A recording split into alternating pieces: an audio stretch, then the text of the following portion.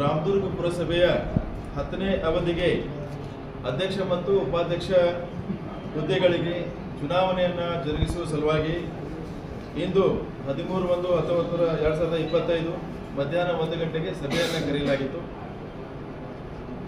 ಅದರ ಜೊತೆಗೆ ಇವತ್ತು 11 ಗಂಟೆಯವರೆಗೆ ನಾಮಪತ್ರವನ್ನು ಸಲ್ಲಿಸಲಿಕ್ಕೆ ಅವಕಾಶವನ್ನು ಕೊಡಲಾಗಿತ್ತು.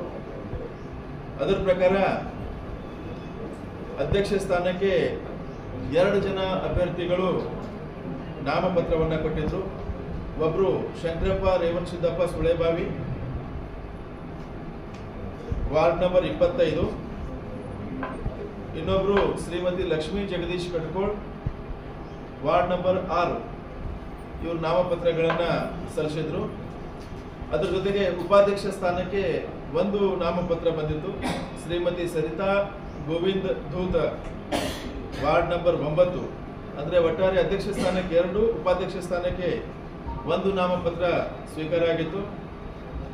1 ಗಂಟೆಗೆ ಸಭೆ ಪ್ರಾರಂಭದ ನಂತರ ಅವುಗಳನ್ನು ಪರಿಶೀಲನೆ ಮಾಡಲಾಗಿ ಆ 3 ನಾಮಪತ್ರಗಳು ಕ್ರಮಬದ್ಧವಾಗಿದ್ದರಿಂದ 3 ನಾಮಪತ್ರಗಳನ್ನು ಅಂಗೀಕರಿಸಿದ್ದೀವಿ. ಅದರ ನಂತರ ಯಾರಾದರೂ ನಾಮಪತ್ರಗಳನ್ನು ಹಿಂಪಡಿಬೇಕಾಗಿತ್ತು ಅಂತಂದ್ರೆ ಅವರಿಗೆ ಸಮಯಾವಕಾಶವನ್ನು ಒದಗಿಸಿಕೊಟ್ಟಿದ್ದೀವಿ. ಅದರ ಪ್ರಕಾರ ಶಂಕರಪ್ಪ ರೇವಣಸಿದ್ದಪ್ಪ ಸುಳೆಬಾವಿ ಇವರು ತಮ್ಮ ಅಧ್ಯಕ್ಷ ಸ್ಥಾನಕ್ಕೆ ಸಲ್ಲಿಸಿರುವಂಥ ನಾಮಪತ್ರವನ್ನು ಹಿಂಪಡೆದಿದ್ದಾರೆ.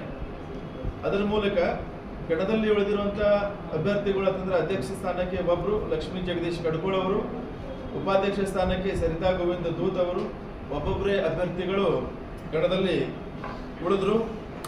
ಅದರ ಪ್ರಕಾರ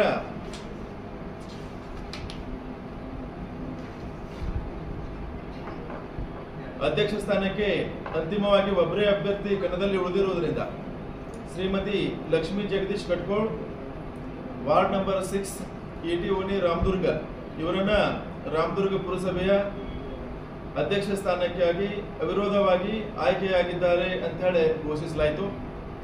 ಅದೇ ರೀತಿ ಉಪಾಧ್ಯಕ್ಷ ಸ್ಥಾನಕ್ಕೆ ಒಬ್ಬರೇ ಅಭ್ಯರ್ಥಿ ಕಣದಲ್ಲಿ ಉಳಿದಿರುವುದರಿಂದ ಶ್ರೀಮತಿ ಸರಿತಾ ಗೋವಿಂದ ಧೂತ, ಸದಸ್ಯರು, ವಾರ್ಡ್ ನಂಬರ್ 9, ಕಾಶಿಪೇಟ್ ರಾಮದುರ್ಗ, ಇವರನ್ನ ರಾಮದುರ್ಗ ಪುರಸಭೆ ಉಪಾಧ್ಯಕ್ಷ ಸ್ಥಾನಕ್ಕಾಗಿ ಅವಿರೋಧವಾಗಿ ಆಯ್ಕೆಯಾಗಿದ್ದಾರೆ ಅಂತ ಹೇಳಿ ಘೋಷಿಸಲಾಯಿತು. ಮೇಡಮ್, ಇವಾಗ ಹೊಸದಾಗಿ ನೂತನವಾಗಿ ತಾವು ಪುರಸಭೆಗೆ ಅಧ್ಯಕ್ಷರಾಗಿದ್ದೀರಿ, ಯಾವ ಥರನಾಗಿ ಕಾರ್ಯನಿರ್ವಹಿಸ್ತೀರಿ? ನಮ್ಮ ಪಕ್ಷದ ಎಲ್ಲರೂ ಸಿಬ್ಬಂದಿಗಳು, ನಮ್ಮ ಮೆಂಬರ್ಗಳು ಎಲ್ಲರೂ ಭಾಳ ನಮ್ಮ ಪಕ್ಷಕ್ಕಾಗಿ ದುಡಿದಾರೆ. ನಾ ಅಧ್ಯಕ್ಷ ಆಗಿಲ್ರಿ, ಎಲ್ಲರೂ ಸರ್ವಮತದಿಂದ ಆಗಿವಂತೇಳಿ ಎಲ್ಲರೂ ಬೇಡ್ಕೋತೇನೆ. ಮೇಡಮ್ ಅವರೇ, ನೀವು ಅಧ್ಯಕ್ಷರಾಗಿ ಸಾಕಷ್ಟು ರಸಸಾಹಸ ಪಡುವಂಥ ಪರಿಸ್ಥಿತಿ ನಿರ್ಮಾಣ ಎಲ್ಲ ಹೆಂಗೆ ನಿವಾರಣೆ ಆಯ್ತು?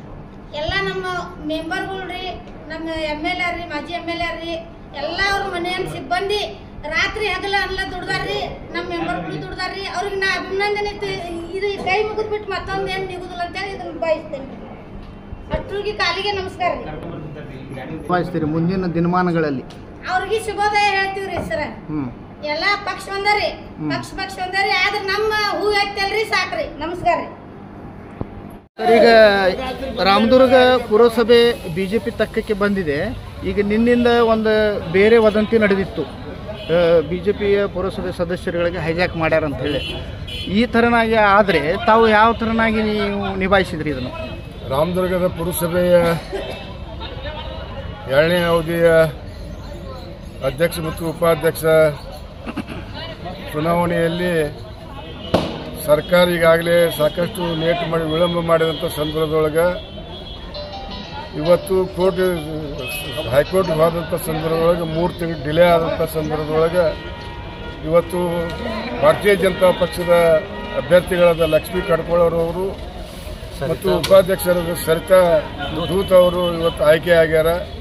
ಮೊನ್ನೆ ಟಿವಿ ಒಳಗೆ ಪೇಪರ್ದೊಳಗೆ ಭಾಳ ಹೈಜಾಕ್ ಮಾಡಿಕೊಟ್ಟಿದ್ರು ಕಾಂಗ್ರೆಸ್ದವರು.